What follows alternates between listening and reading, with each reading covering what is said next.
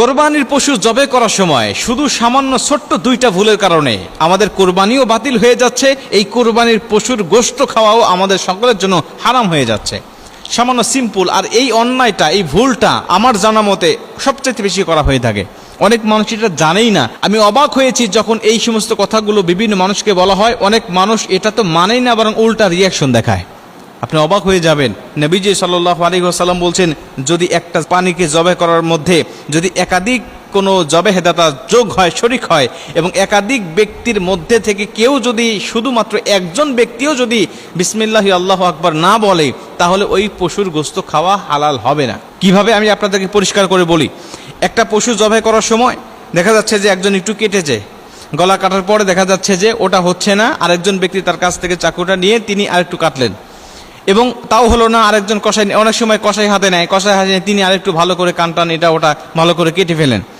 কিন্তু এই যে দুইজন বা তিনজন ব্যক্তি শরিক হলো, এই তিনজন ব্যক্তির মধ্য থেকে কেউ যদি বিসমিল্লাহি আল্লাহু আকবার না বলে, তাহলে ওই কোরবানি পশুটা সঠিকভাবে জবাই হলো না। কেন হলো না? কারণ এটা আল্লাহর নামে জবাই হয়নি। কারণ কোন ব্যক্তির জবাইয়ের কারণে এই পশুটি মারা গেল এটা তো আমরা জানি না। অতএব যত ব্যক্তি শরিক হবে জবাই করার জন্য, সকলকেই বিসমিল্লাহি আল্লাহু আকবার বলতে হবে। কারণ আল্লাহু আকবার বলে বা আল্লাহর নামে যদি আপনি জবাই না করেন, তাহলে আপনার কোরবানির গোশত খাওয়া হালাল হবে না, ডাইরেক্ট হারাম হবে। ওমা উহিল্লা বিহি লিগাইরিল্লাহ, আল্লাহর নাম ছাড়া অন্য কোনো নামে আপনি জবাই করবেন বা আল্লাহর নাম ছাড়া শুধু আপনি জবাই করবেন, এটা আপনার জন্য খাওয়া হারাম হবে। যদিও সেটা হালাল প্রাণী, এটা আপনার গোশত খাইতে পারবেন না। এই জন্য দেখবেন অনেক সময় জবাই করার পরে হুজুরের হাত থেকে ছুরি কষাই নিয়ে নেয়, নিয়ে তিনি তার ইচ্ছা মতো কাটেন। এইভাবে করলে অবশ্যই তাকেও বিসমিল্লাহি আল্লাহু আকবার বলতে হবে।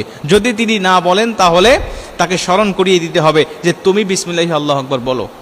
এটা আমাদের খুবই সাবধান এবং সতর্কতা অবলম্বন করতে হবে। 2 নম্বরে, কোরবানির পশু জবাই করার পরে আমরা এই কোরবানির এই চাকুটাকে নিয়ে খোসা দিয়ে ভিতরের স্পাইনাল কর্ডটাকে বিচ্ছিন্ন করে আমরা অনেক পশুটাকে দ্রুত মেরে ফেলি। আমরা ভাবি যে এটা মারার কারণে হয়তোবা তার গলার রগটা কেটে গেল, এবং কেটে যাওয়ার কারণে সে মারা গেল। বিষয়টা আসলে ভয়ঙ্কর। এর যে বৈজ্ঞানিক বিশ্লেষণ রয়েছে, বৈজ্ঞানিক বিশ্লেষণ হলে আপনি অবাক হয়ে যাবেন। যদি কোনো ব্যক্তি ছুরিটাকে সোজা করে যদি খোঁচা দেয় গলার মধ্যে, তাহলে ভিতরে একটা রগ আছে যেটাকে স্পাইনাল কর্ড বলা হয়। এই স্পাইনাল কর্ডটাকে বিচ্ছিন্ন হয়ে যায়। বিচ্ছিন্ন হয়ে যাওয়ার সঙ্গে সঙ্গে তার মস্তিষ্কের মধ্যে রক্তক্ষরণ হয়, আর রক্তক্ষরণ হয়ে সে স্ট্রোক করে পানিটা দ্রুত মারা যায়।